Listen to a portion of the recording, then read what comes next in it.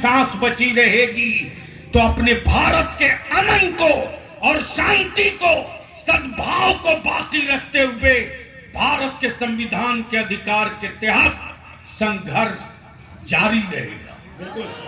संघर्ष जारी रहेगा।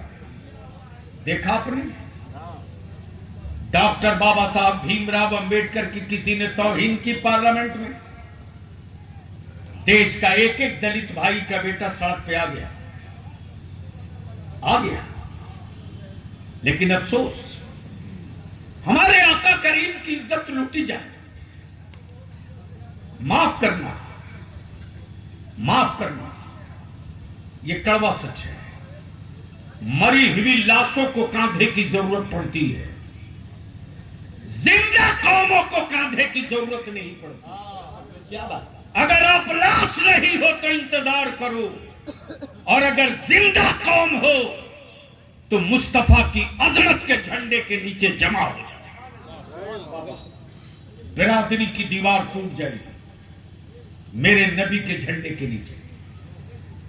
मशरफ की दीवार टूट जाएगी मेरे आका के झंडे के नीचे। इसलिए अदारे शरिया की ये तहरीक, और अल्हम्दुलिल्लाह मैं तो दावत देता हूं साहब कि जहां जहां से तहरीक का कारवां गुजर चुका है, हर गांव का नौजवान जाग गया है। हम अपने नौजवानों से अपील करेंगे, अपने नौजवानों से अपील करेंगे और गुजारिश करेंगे, मोच की लड़ाई लड़ोगे तो गर्दन पे सर नहीं बचेगा, और सर की हिफाजत की जंग लड़ोगे तो मोच तेरी सलामत रहेगी। इसलिए आप मोच की जंग बंद करो, बहुत हो चुका। सर बचाने की बात करो। जब औलादें पढ़ी लिखी होगी तब सर बचेगा। क्या बात? जब बेटियां नेक और साले होंगी तब सर बचेगा। जब समाज नेक और साले होगा तब सर बचेगा। जमीन बेच करके दावत खाने और खिलाने वालों, कहां गए वो शोरमा? एनआरसी के नाम पर तूफान खड़ा हुआ, कहां गए? मोबाइल का डब्बा आपकी जेब में है, निकाल लो। सुप्रीम कोर्ट में उस एनआरसी के खिलाफ सबसे पहले सड़क पर कोई उतरा तो इदारे शरिया, और आज भी सुप्रीम कोर्ट में उस एनआरसी के खिलाफ कोई पटिशन दायर किया है तो कोई और नहीं, यही इदारे शरिया और आपका बुनियादी है। आखिरी सांस छोड़ेंगे नहीं। हमारी मस्जिदों की जमीन का कागज मांगा जा रहा, हमारी खानकाहों की जमीन का कागज मांगा जा रहा, हमारे मदरसों की जमीन का कागज मांगा जा रहा, और कागज वो मांग रहे हैं जिनके पास अपना खुद का कागज नहीं है। क्या बात? उनके पास अपना खुद का कोई कागज नहीं है। ये तहरीक जलसे की नहीं है, ये पिंडाल जलसे का नहीं, ये तहरीक है। आज मधेपुरा के हम अपने एक एक आलिम, एक एक इमाम, या हमारे हाफिज कारी मेराज साहब, मौलाना बदरुज्जमा, हमारे मुफ्ती साहब, या हमारे हजरत मौलाना रजा साहब, एक एक आलिम, मैं किनका किनका नाम लूं, एक एक गांव से नौजवानों ने चंदा करके, गाड़ी से, बाइक से, बस से, हवाई से, पैदल चल करके आए हैं कि आज हम स्टेडियम मधेपुरा में कुछ तय करके उठेंगे। तो बोलो, तय करना चाहिए कि नहीं करना चाहिए? कुछ करने की हिम्मत है आप में? कुछ हिम्मत है आप में? कुछ करना चाहते हैं?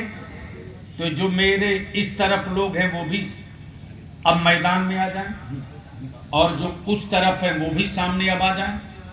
इसलिए कि अब मैं तजवीज और करारदाद पेश करूंगा। अगर आपको लगता है कि हाँ हुकूमत ये बात मान ले तो एक आवाज एक साथ होकर आ जाइए स्टेज के करीब। अब कुर्सी छोड़िए, कोई नहीं बैठा रहे, कुर्सी लेकर मत आओ, कुर्सी छोड़ कर आओ। अब हम खड़े हैं, उलमा भी खड़े होंगे, सब खड़े होंगे, जो इस तरफ हैं सबके सब आ जाएं, सब एक साथ आगे आइए। उलमा इकराम से गुजारिश है आप भी आगे आगे आ जाइए, आ जाइए आ जाइए, कोई बैठा ना रहे। सुभान अल्लाह, माशाअल्लाह। हमारे सैयद साहब, सैयद साजिद मियां आएंगे आएंगे। ए बाबू थोड़ी सी ए ऐसा नहीं कीजिए, ऐसा नहीं कीजिए, ऐसा नहीं कीजिए, रखिए। नहीं उलमा इकराम को आगे आने दीजिए बाबू, उलमा इकराम को आगे बढ़ जाइए। अब एक बार कोई बीच से नौजवान नारा लगा दे।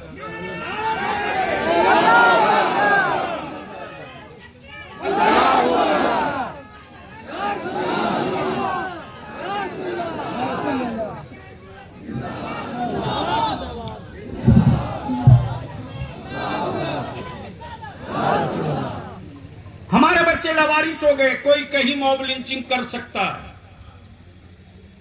अदारे शरिया ने महसूस किया कि इस वक्त इस मुल्क में 3 कानून बनना चाहिए, और हम भारत के प्रधानमंत्री से भी कहेंगे, बिहार के चीफ मिनिस्टर से भी कहेंगे, हम बिहार के वजीर आला से भी कहेंगे, आपने बहुत काम किया। मुसलमानों को भी इस बात का एहसास है, बिहार के एक एक बिहारी को एहसास है। मुसलमान एहसान फरामोश नहीं है। अगर किसी ने 1 गिलास पानी पिलाया है, मौका पड़ा है, तो मुसलमान 1 गिलास लस्सी या दूध पिलाने की हिम्मत जरूर जुटाया। लेकिन वजीर आला मोहतरम नीतीश कुमार 2-4 काम बचा है, वो कर दीजिए, वो कर दीजिए। इस वक्त मॉब लिंचिंग आम हो गई। इसको रोकने के लिए जिस तरह हमारे दलित भाइयों को इज्जत और सम्मान के साथ जीने के लिए दलित एक्ट बना है, किसी की हिम्मत जो किसी दलित भाई की जमीन पर कब्जा कर ले, उनके मकान पर कब्जा कर ले, उनको आंख दिखा दे, उनके बेटों को गाली दे दे, उनके बिरादरी का नाम लेकर उनको अपमान करे? नहीं कर सकता। लेकिन आज मेरे बच्चों को कोई कटुआ बोलता है, कोई मियां बोलता है, कोई मिवा बोलता है। क्या हमारे बच्चे इस मुल्क के औलाद नहीं? हमारे बच्चे लावारिस हैं, इनका कोई वारिस नहीं। याद रखना, जिसका कोई वारिस नहीं है वो लावारिस होगा। भारत में ईमान वालों का वारिस अभी अजमेर में लेटा हुआ, अभी अजमेर में लेटा हुआ है। हम लावारिस नहीं है।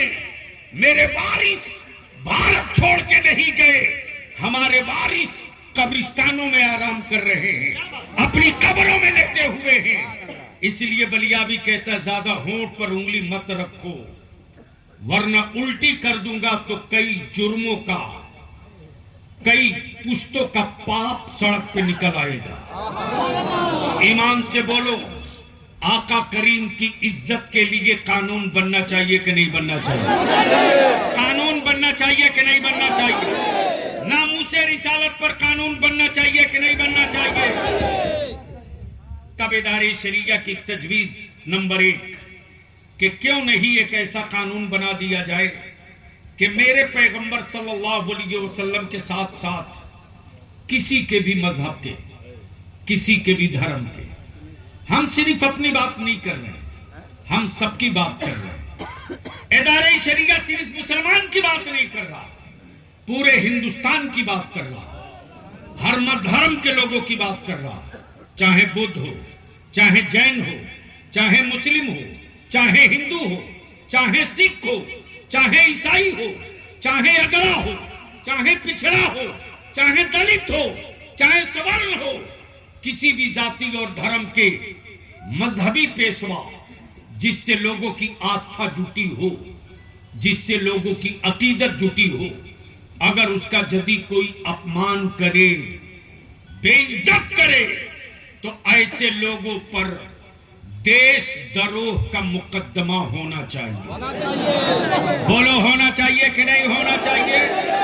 ये कानून बनना चाहिए कि नहीं बनना चाहिए? नंबर 2, मॉब लिंचिंग के खिलाफ हमारे बच्चों का भरोसा टूटा है, हमारे बुजुर्गों का भरोसा टूटा है, हमारे बेटे और बेटियों का भरोसा टूटा है, हमारे बच्चों के भरोसे कमजोर हुए। इदारे शरिया ने महसूस किया कि जिस तरह दलित और आदिवासी भाइयों के मन में भारत और संविधान और न्यायपालिका और कानून के तहत जो एतमाद और भरोसा है उसको मजबूत करने के लिए दलित भाइयों के लिए दलित एक्ट बना है।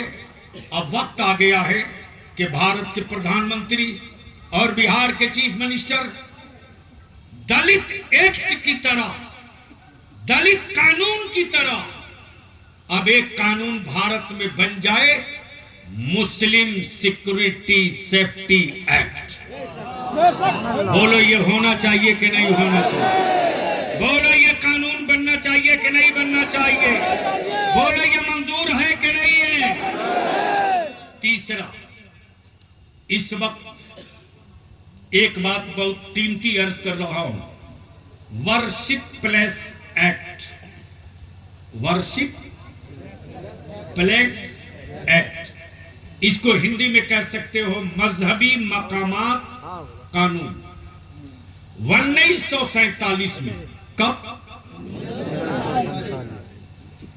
जलसे में बहुत गए हो, आज तहरीक में आए। 1947 में आजादी के बाद एक मुआहिदा हुआ, एक एग्रीमेंट हुआ पार्टीशन के वक्त, हिंद के तकसीम के वक्त।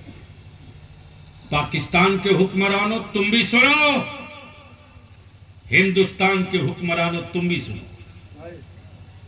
एक एग्रीमेंट हुआ था कि भारत हो के पाकिस्तान में, बांग्लादेश का वजूद नहीं था। किसी भी 1947 में मंदिर, मस्जिद, गिरजा, गुरुद्वारा, कलीसा, किसी भी मजहब के मजहबी मकामात, धार्मिक स्थल, चाहे मंदिर हो कि मस्जिद हो कि गिरजा हो कि गुरुद्वारा हो कि कलीसा हो, 1947 में जिस पोजीशन में है, दोनों मुल्कों की हुकूमत उसकी हिफाजत करेगी, उसमें कोई बदलाव नहीं होगा, उसके खिलाफ कोई कोर्ट कचहरी नहीं जाएगा और उसकी मजहबी हैसियत कोई बदल नहीं सकता। बाबरी मस्जिद को छोड़कर, इसलिए कि बाबरी मस्जिद का मुकदमा 1935 में शुरू हो चुका था। तो एक बाबरी मस्जिद तो हम खो दिए, अब हिंदुस्तान में हम दूसरी कोई मस्जिद नहीं खोएंगे। बोलो अगर तेरी मस्जिद लुटेगी तो क्या लुटने दोगे? जोर से बोलो, लुटने दोगे? बचाओगे कि नहीं बचाओगे? इसलिए बलियावी और इदारे शरिया की तहरीक बेदारी का ये काफिला मधेपुरा से हुकूमत से मुतालबा कर रहा है कि जो 1947 का मुआहिदा है उसमें किसी तरह का छेड़छाड़ बदलाव करने की गलती ना की जाए। क्या ये मंजूर है? सहमत हैं?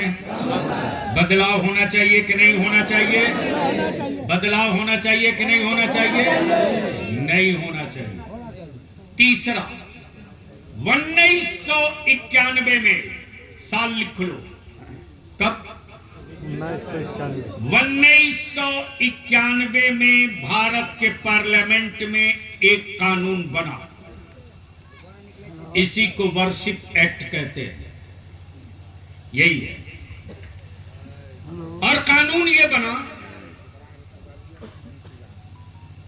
कि किसी भी 1947 में जो मस्जिदें, जो दरगाहें, जो खानकाहें, जो मजार थे, उसके खिलाफ कोई भी व्यक्ति कोर्ट में पटिशनर नहीं बन सकता। ये 1991 का कानून है। तो जब 1991 में कानून बन गया तो फिर अदालत में बैठे ये जज साहबान, आप मुंसिफ हो, कानून बनाने वाले नहीं हो। आप इंसाफ करने वाले हो, कानून बनाने का पावर आपके पास नहीं है। आप अदालतों को दागदार मत बनाओ। आप जज हो, फरीक नहीं हो। आप फैसला करोगे, आप इंसाफ करोगे, आप इंसाफ करोगे, आप फरीक नहीं बनोगे। इसलिए इदारे शरिया ने तय किया कि 1991 में जो पार्लियामेंट में कानून बना है, उस कानून में किसी तरह की कोई तब्दीली नहीं होनी चाहिए। क्या होनी चाहिए? होनी चाहिए? होनी चाहिए? नहीं होनी चाहिए। अब आखिरी बात, आबादी के एतबार से हमारे बच्चों को भी नौकरी में हिस्सेदारी मिलनी चाहिए। मिलना चाहिए। बोलो मिलनी चाहिए कि नहीं? मिलना चाहिए। तो जाहिल बेटा रहेगा तो कोई नौकरी देगा? नहीं। पढ़ाना पड़ेगा, पढ़ाना पड़ेगा। इसके लिए निकाह और शादी को सस्ता कीजिए। बंद करो कर्ज लेकर बेटे का वलीमा कराना। बंद करो शादियों में 3-3 लाख का डेकोरेशन कराना। बंद करो कुर्सी टेबल पे खिलाना। जमीन पर पुआल बिछा के खिला दो, दस्तरखान बिछा कर खिलाओ और इसी पैसे को बचाकर अपनी औलादों को पढ़ाओ। जब औलादें पढ़ लेगी तो पावर का कलम मिल जाएगा, और जब कलम मिल जाएगा तो तेरे बेटों को कोई डरा करके वोट नहीं ले सकता। हाँ, मैं शुक्रिया अदा करूंगा, जरूर करूंगा। और जो लोग कहते हैं बलियाबी साहब सियासत कर रहे हैं, माफ करना, उसने बलियाबी को जाना ही नहीं, पहचाना ही नहीं। मुझे मालूम है, पता है कब्रिस्तान जो पूरे बिहार में है, कितने कब्रिस्तान वक्फ बोर्ड में थे? नहीं मालूम, नहीं पता। कैसे घेराया पता है? नहीं मालूम। जहां जहां कब्रें दिखाई दी, कागज नहीं, खतियान नहीं, उसको कब्र मान ली हुकूमत ने, तब कब्रिस्तानों की घेराबंदी। आसानी से नहीं हुई। लेकिन अब हमारे बच्चों को डरा करके, सांप छुछुंदर दिखाकर कोई ब्लैकमेल करेगा, तब उलमाए कराम की ये फौज, माफ करना, ये किसी के बेटे इस वक्त स्टेडियम में स्टेज पर नहीं है, वारी से पैगंबर स्टेज पर अब निकल चुके हैं। हम अपनी नस्लों की हिफाजत करेंगे, हम अपनी नस्लों की हिफाजत करेंगे। इसलिए बिहार हुकूमत से भी गुजारिश है कि उर्दू की जो जगहें खाली हैं, उन जगहों को भर दीजिए। तीसरी बात, अभी उर्दू ट्रांसलेटरों की बहाली हुई है, बोलो ना। तो उर्दू में जब आप दरखास्त नहीं दोगे, बीडीओ के यहाँ, सीओ के यहाँ, कलेक्टर के यहाँ, थाना में जब उर्दू में दरखास्त नहीं देंगे तो आपके बेटों को हटा देगी हुकूमत के नहीं हटाएगी? अरे बोलो ना, हटाएगी कि नहीं? इसलिए उर्दू में दरखास्त दीजिए, उर्दू में। और अगर कोई पदाधिकारी कहे उर्दू में क्यों लिख के दे दिए, तो बलियाबी को टेलीफोन करके बता देना कि वीडियो सीओ और फलाने साहब उर्दू में नहीं ले रहे हैं, उनको ऐसी जगह भिजवाऊंगा कि दोबारा लौटने में उनकी पूरी सर्विस खत्म हो जाए। तीसरी बात, उर्दू पढ़िए भी, उर्दू अखबार भी पढ़िए, उर्दू में दरखास्त भी दीजिए। हम शुक्रगुजार हैं साहब, मुसलमान एहसान फरामोश नहीं होता। पहले के मुकाबले में हमारे भी बच्चों के चेहरे पर कुछ चमक आई है, लेकिन सारा काम हुकूमत नहीं करेगी। हुकूमत आपकी थोड़ी सी मदद कर सकती है, बाकी काम हमको आपको करना है। तो अब ईमान से बोलो, ये तहरीक चलनी चाहिए कि नहीं चलनी चाहिए? जोर से बोलो, चलनी चाहिए कि नहीं? इदारे शरिया तारीख बेदारी की जरूरत है कि नहीं है? क्या इस तारीख का बाजू बनना चाहते हैं? इस तारीख का हिस्सा बनना चाहते हैं? तो जितने गांव में नौजवान हो, हर नौजवान अपने अपने गांव में कमेटी बनाओ, इदारे शरिया तारीख बेदारी कमेटी, नाम नंबर एड्रेस के साथ आप लोग कमेटी बना करके जिला हेडक्वार्टर जो हमारे यहाँ है दारुल उलूम खालिद इब्न वलीद, दारुल उलूम मोहम्मदिया, हम लोग इस कोशिश में हैं कि जल्द से जल्द आप लोग मदद कर दोगे तो एक मरकजी दफ्तर हमारे यहाँ खुल जाएगा, जहां दारुल कज़ा भी होगा, जहां दारुल कज़ा भी होगा। हम अपनी बेटियों के मुकद्दमात, अपने बच्चों के मुकद्दमात कुरान और हदीस की रोशनी में हल करा लेंगे। हम किसी साहब को मौका नहीं देंगे कि मेरे आका की शरीयत पर खंजर मार सके। बोलो, ये होना चाहिए कि नहीं होना चाहिए? इससे आप सहमत हैं कि नहीं है? इसी के साथ साथ 2462 कोटि के मदरसे, कितने? 2462 कोटि के मदरसों में जो मदरसे बच गए, जिनको इमदादी नहीं किया जा सका, आज का ये इजलास मुतालबा करता है बीपी मंडल के मिट्टी से कि बिहार के वजीर आला मोहतरम नीतीश कुमार जी से गुजारिश है कि जो बकिया मदरसे बच गए हैं 2462 के, उनको भी इमदादी किया जाए। बोलो, होना चाहिए कि नहीं होना चाहिए? इसी के साथ साथ बिहार सर्विस कमीशन, अब मैं आपको बता दूं, 1 मिनट और खड़ा रहना, भागना नहीं। देखो मुसलमानों, संघर्ष करना सीखो। आदिवासी भाई का बच्चा और उनके बूढ़े सड़क पर निकल गए तो अलग राज्य झारखंड बनवा लिया। बोलो, बात सही है कि गलत? जोर से बोलो, सही है कि गलत? तो जब जंगल का भाई निकल जाए तो अलग राज बनवा सकता है, क्या पूरे बिहार का मुसलमान निकल जाए तो नबी की इज्जत का कानून नहीं बनवा सकता? अरे बोलो, बनवा सकता कि नहीं बनवा सकता? अमा जब किसान बॉर्डर पर अड़ जाए तो सत्ता झुक जाती है, अगर ईमान वाला अगर अड़ जाए तो ना जाने क्या क्या झुक जाएगा।